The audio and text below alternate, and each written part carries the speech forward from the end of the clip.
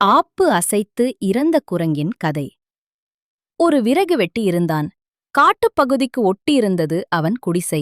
மரங்களை வெட்டி வருவது, கோடரியால் பிளப்பது, சிறு துண்டுகளாக்கி பக்கத்துக்கு கிராமங்களுக்கு கொண்டு விற்பது, அதைக் கொண்டு குடும்பம் நடத்துவது அவனது அன்றாட வேலை.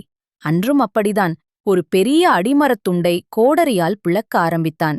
களைப்பு வந்தது. அடிமரத்தை பாதி அளவு பிளந்திருந்ததால் அப்பிளவுக்கு இடையில் ஆப்பு போல் ஒரு மரச்சக்கையை வைத்துவிட்டு ஓய்வெடுக்கச் சென்றான்.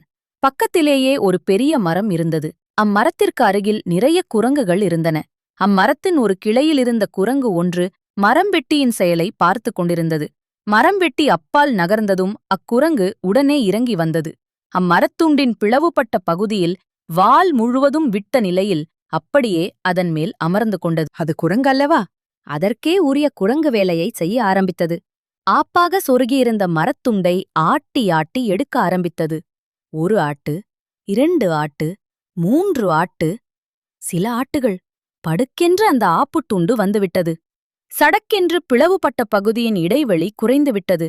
அத்துடனா பிளவுக்குள் தொங்கியிருந்த வால் நசுங்க குரங்கு வீல் வீல் என்று அலறியது. ஓய்வெடுத்து மரம் வெட்டி கொண்டிருந்த அலறல் சத்தம் கேட்டு அலறி அடித்துக் கொண்டு ஓடி வந்தான். பார்த்தால் குரங்கு பாவம் செத்துவிட்டது. இத்தனை நாள் இல்லாமல் எங்கிருந்து வந்து தொலைந்தது, இன்று சாவதற்கென்றே என்ற குரங்கின் அப்புறப்படுத்தினான் அவன்.